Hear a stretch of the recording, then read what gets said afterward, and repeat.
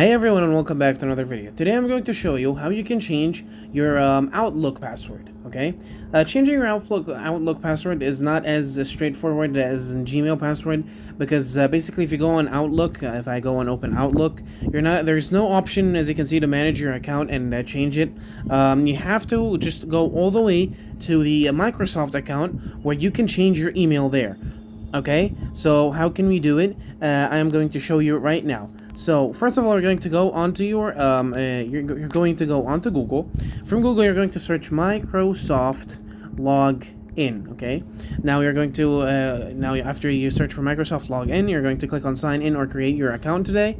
Okay. I'm going to sign into my account right now. You're going to sign into your Microsoft account. Okay. Now once you're in your Microsoft account, you're going to scroll down all the way to security. Now from security, you're going to click on change password. This is basically how you can change your password, guys, on Google Microsoft account or for your Google Outlook account. So yeah, guys, thank you so much, guys, for watching. Don't forget to like and subscribe, and I'll see you later.